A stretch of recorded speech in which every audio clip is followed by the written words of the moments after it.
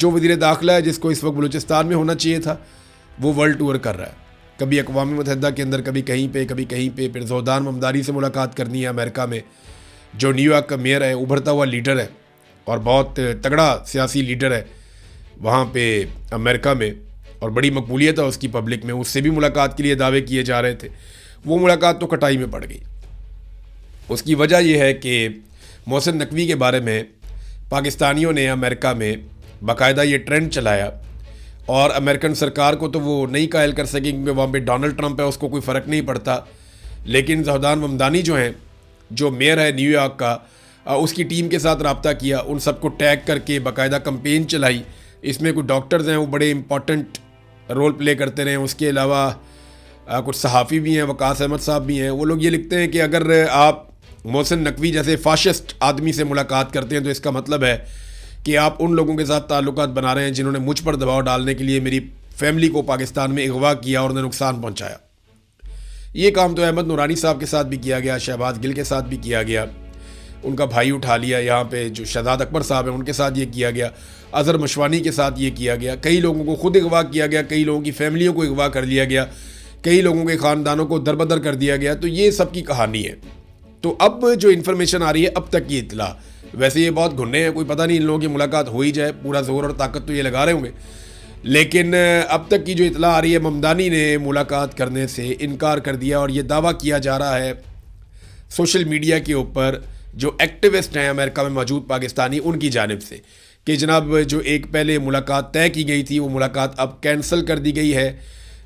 Mayor Mamdani की जो communication director हैं उन्होंने ये स्टेटमेंट दिया और ये दावा किया महलका समदानी ने कि अब ममदानी मुलाकात नहीं कर रहा मोहसिन नकवी से, क्योंकि उसको इस बात का आइडिया हो गया कि ये फाशिस्ट लोग हैं, इन्होंने पाकिस्तान में कत्लो गारतगिरी की है, बहुत नुकसान पहुंचाया पाकिस्तानियों को, लिहाजा वो मुलाकात मनसूख हो गई है। वज़ीर दाखिला को इस वक्त होना चाहिए था बलूचिस्तान में, लेकिन वो दुनिया का टूर कर रहा है, क्योंकि आसिफ मुनीर साहब से जो ताल्लुकदारी अजीज़दारी है वो शौक़ पूरे करने के लिए। इस आदमी को शौक़ था वज़ीर आला बनने का, 1 साल तक वज़ीर आला रखा गया। इस आदमी को शौक़ था क्रिकेट के मैदानों पर राज करने का, इसको पीसीबी का चेयरमैन बना दिया गया। फिर शौक़ पूरा किया गया, पाकिस्तान का सबसे ताकतवर ओहदा वज़ीर दाखिला पाकिस्तान बना दिया गया, सेनेटर बना दिया गया। फिर अब शौक़ पूरा किया जा रहा है, वज़ारत ख़ारजा का भी शौक़ पूरा करना है। तो आसिफ मुनीर के इक़्तिदार का सबसे ज़्यादा फ़ायदा अगर किसी को हुआ तो वो मोहसिन नकवी को हुआ। एक दिन राणा सनाउल्लाह ने कहा कि जी मोहसिन नकवी साहब की बड़ी मेहरबानी है कि वो कहीं शहबाज शरीफ साहब की जगह वज़ीर आज़म नहीं बन गए।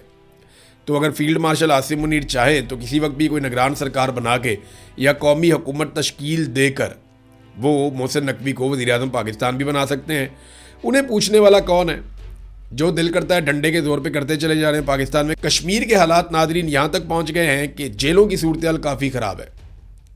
मुझे कई लवाहिकीन ने बताया कि जेलों के अंदर जो उनके प्यारे बंद हैं या जिन्हें पकड़ लिया गया इस तहरीक के दौरान, उन्हें मजबूर किया जा रहा है वीडियो बयानात देने के लिए। ख़ास तौर पे मैंने आपको पहले बताया था कि अहमद फरहाद साहब पे बहुत दबाव है और उन्हें कहा जाता है कि आप एक वीडियो बनाएं और वीडियो बनाने के बाद आप अपने घर जाएं, लेकिन वो वीडियो बनाने से इनकारी हैं, वो वीडियो बना नहीं रहे। अच्छा, मेरे ख्याल में अगर वो वीडियो बना भी देंगे ना तो उनको इतनी जल्दी नहीं छोड़ेंगे जब तक कि ये मामला पूरा रिजॉल्व नहीं कर देंगे। अब उन्हें बहुत सारी वीडियोज़ चाहिए। करेंगे वो ये कि जिस वक्त ऑपरेशन करेंगे इन वीडियोज़ को साथ चलाएँगे, अवाम के कुछ इंटरव्यूज़ साथ चलाएँगे सेलेक्टिव किस्म के, कुछ सियासतदान अपने लोगों को इकट्ठा करेंगे, उनके इंटरव्यूज़ करवाएंगे। तो ये साबित करने की कोशिश करेंगे जी कि आज़ाद कश्मीर तो किसी और तरफ खड़ा है, और वो जो लोग गिरफ्तार हुए थे उन्हें अपनी गलती का एहसास भी हो गया और बहुत सारे लोग कौमी धारे में वापस आ गए। तो ये चंद शर पसंद है, इन्हें हम नहीं छोड़ेंगे। तो इस किस्म का एक तासुर बनाया जाएगा। जैसे हमेशा से पाकिस्तान की मिलिट्री एस्टेब्लिशमेंट तहरीकों को कुचलती आई है, अवामी उमंगों के ख़िलाफ़ जो है वो फैसले करती आई है, और अवामी तहरीकों को हमेशा इन्होंने इसी तरीके से दबाने की कोशिश की है।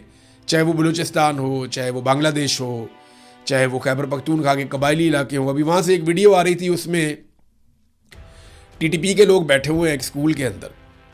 गालिबन ये जनूबी खैबर पख्तूनख्वा की वीडियो है, और वहाँ पे एक स्कूल के अंदर बैठे हुए हैं और स्टूडेंट्स की जगह पे बैठ के तालिबान जो है वो हंसी मजाक कर रहे हैं, और सारे नौजवान लड़के हैं।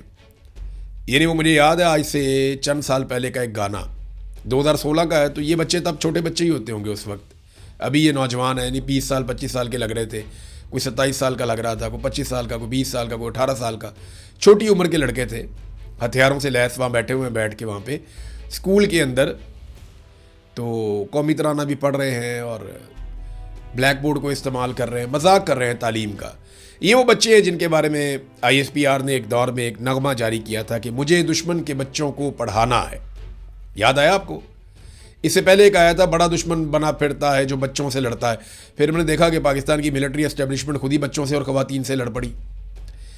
लेकिन फिर उन्होंने कहा जी मुझे दुश्मन के बच्चों को पढ़ाना है, और वो दुश्मन के बच्चे जो हैं वो पढ़ने के लिए आए, बंदूकों समेत स्कूल के अंदर जाके पढ़ा लें उन्हें। ये हालात जानबूझकर ऐसा लगता है कि पैदा किए जा रहे हैं। अफ़गानिस्तान की तो सरहदी सील है, तो दहशतगर्द आते कहाँ से हैं? ये कहीं से नहीं आते, इनको यहीं पे सहूलत दी जाती है। ये जो गुड तालिबान है ना, ये है सारा मसला। मुझे अली अमीन गंडापुर ने ये बात बड़े आसान तरीके से समझाई थी और बाकायदा उन्होंने मुझे एग्जाम्पल्स कोट की थी। गंडापुर ने मुझे कहा था कि फ़ौज खेलती है गुड तालिबान और बैड तालिबान करके। जो बैड तालिबान है उनको ये कहते हैं मारो, और उनको मार के ये दुनिया को बताते हैं कि जनाब देखें हम कितने अच्छे लोग हैं। और इन्होंने अपने गुड तालिबान भी रखे हुए हैं जिनके ज़रिए से ये निज़ाम को कंट्रोल करते हैं और जगहों पे कब्ज़ा करते हैं और बड़े तरीके से वसाइल को कंट्रोल करते हैं। और जब लोग इनके रास्ते में रुकावट बनते हैं तो ये गुड तालिबान को उस इलाके के अंदर भेज देते हैं। बहरहाल इस वक्त बलूचिस्तान के अंदर इस्तीफ़े आ रहे हैं, बलूचिस्तान के अंदर धरने चल रहे हैं, कश्मीर के अंदर भी ऐसी सूरत हाल चल रही है। कश्मीरी अपने हक़ के लिए डट गए, तो अब पाकिस्तानियों की रिस्पॉन्सिबिलिटी है कि जहाँ जहाँ उन्हें मौका मिले वो कश्मीरियों की आवाज़ पूरी दुनिया तक पहुँचाएँ। कश्मीरी खुद भी बड़े तगड़े ज़ोरदार तरीके से अपनी आवाज़ दुनिया तक पहुँचा रहे हैं। नाज़रीन, खैबर पख्तूनख्वा में जो मुराद वाला बिल आया था, जो एक कानून पास किया गया, उस पर गवर्नर खैबर पख्तूनख्वा ने बहुत अजीबोगरीब स्टेटमेंट दे दिया। गवर्नर ने कहा जी मैं इसके ऊपर दस्तखत ही नहीं करूँगा।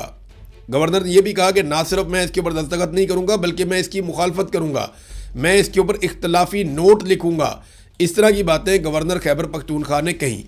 लेकिन दरअसल उन्होंने किया क्या, ये किस्मत खान साहब तो डॉक्यूमेंट साथ लेकर आ गए, उन्होंने सारा पोल खोल दिया।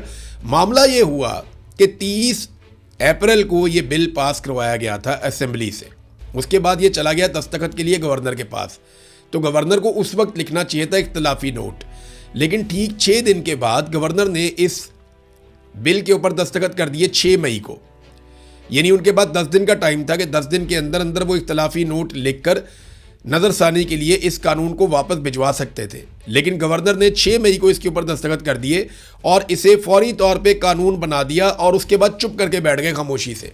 लेकिन अब जब ये मामला उठा, और मामला उठाया किसने? पाकिस्तान तहरीक इंसाफ ने उठाया। पाकिस्तान तहरीक इंसाफ के वर्कर ने जब रोला डाला कि ये क्या चोर बाजारिया आपने की है, आप इतने बड़े बड़े मफादात ले रहे हैं, इमरान खान जेल के अंदर बैठा हुआ है, अवाम पिस गई है महंगाई की और गुर्बत की चक्की में, और आप इतने बड़े बड़े फ़ायदे ले रहे हैं। जब पाकिस्तान तहरीक इंसाफ का कारकुन खड़ा हुआ है इस जुल्म के खिलाफ, तो अब गवर्नर साहब भी इसमें फ़ायदा उठाने आ गए और एक लेटर भी जारी कर दिया है जिसके ऊपर तारीख नहीं लिखी हुई कि जनाब मैं तो इख्तलाफी नोट लिख चुका, मैं तो इसके बहुत खिलाफ हूँ। लेकिन 6 तारीख को जिसने दस्तखत किए वो कौन था गवर्नर साहब? ये सवाल किस्मत खान साहब ने उठाया और बहुत ठीक उठाया। ये सारे इकट्ठे हैं,